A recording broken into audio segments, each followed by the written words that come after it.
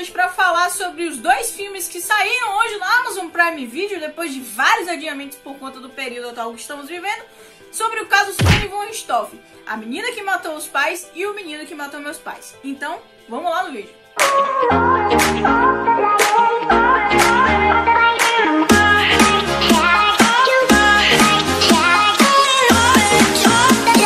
Depois de uma dezena de adiamentos, de trocas de datas, de vai sair no cinema se não vai, o filme teve seus direitos adquiridos pela Amazon Prime Video e está distribuído pelo streaming. E a gente está aqui hoje para falar se tem alguma novidade nesse filme, se não tem, óbvio, é evidente trazer o que? Nossa opinião sincerona. Mas antes eu já peço que a vocês deixem seu like, seu comentário, ativa o sininho das notificações e já se inscreve, porque já deixa aí para todo mundo dar uma olhada no que a gente tem aqui no canal. A gente faz reviews, a gente faz o que? Análise de filmes, temos o quadro de sagas que no momento está aí para voltar. É porque a gente teve várias estreias, estávamos aqui comentando sobre essas estreias, inclusive. Se você não viu sobre Sex Education, La Casa de Papel, Round 6, fiquem ligados, amanhã vai sair um vídeo maravilhoso falando sobre o Round 6, que tá aí na boca do povo. A gente fala de tudo um pouquinho e temos o quê? Nossos canais parceiros, que estão listados aí embaixo. Então, sem mais delongas, vamos começar o vídeo. Em 31 de outubro de 2002, o Brasil chocou-se com o fato de que um casal foi morto cruelmente dentro da sua casa, a golpes na cabeça. Foi uma coisa horrorosa. Os dois morreram dormindo. À medida que o tempo passava, os detalhes eram sendo expostos na mídia, todos ficavam chocadíssimos.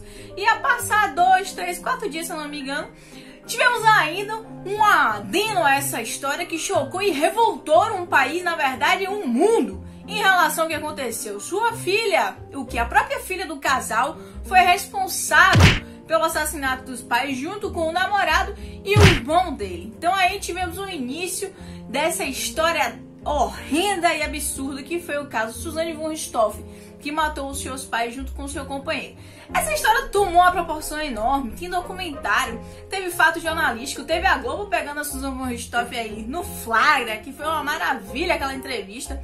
A gente pode ter noção um pouco mais do como é a cabeça da Suzanne. E aí, com o passar dos anos, a gente sempre está sendo atualizado em alguma coisa que acontece em relação ao processo em si. No geral, no contexto geral, todos nós sabemos o que aconteceu através do que? Da mídia.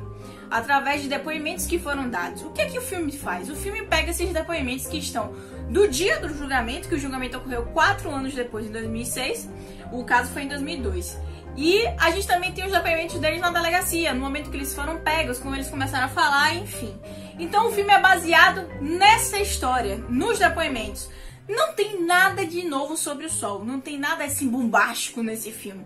O que tem é uma versão, me leva, vai tomar uma cerveja? O que a gente tem, na verdade, é o que? A história em audiovisual. A história é o que? Contada ali, com os atores representando, com aquela coisa toda. É a primeira vez que a gente tá vendo algo, não é um documentário, entendeu? A gente tá vendo a história sendo narrada pelos depoimentos e a gente tá vendo isso acontecer em cenas. Então, não tem assim uma coisa, meu Deus do céu. O filme é bom. Pra o quê? Você ter a visão de um e a visão do outro. Porque, pra quem acompanha o caso, sabe que o Daniel contou a sua versão dos fatos e a Suzanne. E até hoje ninguém sabe como é que essa história realmente aconteceu. Então aí a gente pode... O Luiz, do canal dos Dois Faladores, falou uma coisa interessante. A gente pode pegar a história dela, a história dele e juntar tudo que a gente tem a verdade. É mais ou menos por aí.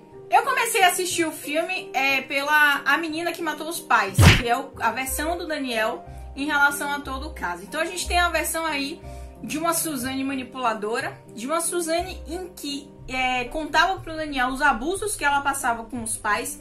O próprio Daniel relata coisas que ele presenciou em relação ao Manfred, que era o pai da Susana, de ele ser um cara super temperamental, da própria mãe não ser assim esse anjo de candura, e de toda a estrutura da família, que na verdade era uma família margarina, mas atrás, né, cheia de problemas, cheia de situações, de como é que eles tinham que se esconder em relação ao namoro, de como a Suzanne entrou no mundo, quer dizer, entrou não, ela já tinha o uso de drogas, o abuso continuou, né, foi aumentando durante o relacionamento deles, de como ela tentava contornar a situação, manipulava ele em outras, falava, chegou a dizer que o pai abusou dela sexualmente. Então, assim, são várias situações em que a Susana ia contando para eles, iam passando juntos, e ele se viu naquela história toda, chegando ao ponto de concordar com ela que o fato dos pais deveriam ser mortos. Ele disse que partiu da boca dela nesse filme que ela deveria se ver livre, né? Que seria muito melhor para eles. Então, no filme a gente tem aí essa ideia saindo da boca da Suzane. No outro filme, a gente tem o quê? O menino que matou meus pais. Óbvio, evidente. A Suzane, o que é uma pessoa inocente, na verdade, uma menina singela que se viu envolvida no papo de um bad boy. E ele é um cara totalmente tóxico, que levou ela pro mundo das drogas, botou ela pra beber, botou ela pra curtir, entendeu? Gostava da coisa boa, do dinheiro, entendeu? E manipulou ela a ponto de ela concordar e partiu da boca dele que agora eles deveriam matar os pais dela. Então, enquanto a Suzane tá alegando que partiu dele, ele alega que partiu dela. A história se repete muito? Não. Por quê? A gente só tem o início, o momento inicial dos dois filmes é extremamente igual, que é o chamado da polícia, quando ela liga pra polícia e fala que alguém arrombou a casa. É igualzinho porque ele já tem os policiais também, eles falam que chegaram e no local tava a Suzane, o Daniel e o irmão, o Andreas. É igualzinho, mas no decorrer do filme a gente tem o quê? Visões diferentes da mesma história. A visão da Suzane conhecendo ele e achando ele, sabe, aquele cara assim, bad boy, mais velho, não sei o que. E a visão do próprio Daniel conhecendo a Suzane e vendo o quanto era complexa a vida dela. E isso se reflete também no figurino, porque na versão da Suzane a gente tem um Daniel bad boy com roupas escuras, um cenário mais assim da vida dele um pouco mais pesado, e na versão dele a gente tem isso levado pra Suzane, uma menina calada, uma menina observadora, que vai mostrando a sua manipulação aos poucos, que vai comprando ele com presentes, contando aquela história triste e envolvendo ele em toda aquela situação, né, dela, toda aquela loucura, aquela decisão aí que eles tomaram de matar os pais da Suzane. A fotografia do filme tá muito boa e a gente vê isso de que forma? À medida que a história começa, a gente vê uma coisa muito mais clara, assim, a gente vê o ar mais claro, as cores muito mais vivas. E à medida que eles vão ficando ainda mais envolvidos com os problemas e com o abuso de drogas, de álcool, com aquela situação toda que tá acontecendo, a gente vê a fotografia ficando um pouco mais escura, dando aquela, sabe, aquela tensão assim, aquele ar de... como até filme de terror, vamos dizer assim, que na verdade né? Se a gente for botar a mão na cabeça, é um verdadeiro filme de terror. Como eu falei no início do vídeo, não tem nada de diferente aqui nesse filme. Não tem nada assim, meu Deus, temos um fato novo. Não, a gente tem perspectivas diferentes sobre a situação. Pra você que nunca viu o depoimento dos dois, do julgamento, nunca teve interesse de ler ou de procurar saber, é super interessante pra você ver como é que eles contaram essa história perante o juiz.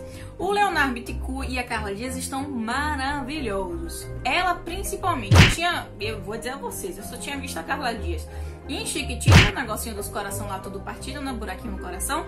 Tinha visto ela lá no Inxalá e tinha visto ela no BBB. Ela é uma atriz muito boa. E um rapaz também muito talentoso, porque a gente tem ele, no momento que ele tem que ser brando, tem que ser um rapaz que condiz com o depoimento, né, do Daniel, que ficava na dele, que queria só viver o amorzinho dele, aquela coisa, olha, ele é brando. E no momento que ele é o bad boy, a gente vê isso em tela, a gente vê ele estressado, puto da vida. É um rapaz que sabe interpretar muito bem. Tudo muito ok, tudo muito legal, não é nada assim, ai meu Deus do céu, que grande interpretação. É uma coisa legal, bacana. Eu acho que o filme ter ido pro stream foi melhor do que ter ido pro cinema, na minha opinião. Porque pagar 2 vezes, apesar de que ia ter uma promoção aí, né? Se você fosse assistir um filme, você parece que pagar uma metade do outro, whatever. Para o preço que tá o cinema, o filme não valia. Mas para um streaming, tá ótimo, tá perfeito. Vai lá, assista seu Amazon Prime Video e pegue lá o filme, porque os 2 filmes, que são 2 filmes, vocês vão gostar dos 2 filmes, vão achar interessante vocês terem essa perspectiva. E no fim das contas, a gente tem a discussão, né? Quem é que tá falando a verdade, quem não tá, você não acredita em nenhum dos dois. Eu tenho a minha visão em relação a Suzane von Richthofen, por todos esses anos a gente acompanhando a situação de que ela é extremamente manipuladora. E eu senti isso nos 2 filmes, porque no primeiro a gente tem essa menina, né? Suzane querendo o quê? Manipular o irmão com história triste. No segundo, a gente tá vendo ela querendo manipular o juiz Porque a história que ela conta, pelo amor de Deus, é meio que irreal tudo aquilo, sabe? Aquela coisa da menina que não soube dizer não, meu Deus, estava lá drogado o tempo todo, não dá. É uma coisa que não entra na minha cabeça em momento algum. Por mais que tu tenha raiva de seus pais, você nunca na vida vai querer fazer o que essa criatura fez. Então é pura maldade. Suzanne von Richthofen, na minha opinião, é pura maldade. Aí cada um vai ter a sua visão de vida e ver o que achar, né? Quem tá falando e quem não tá falando a verdade, ou se nenhum dos dois tá falando a verdade.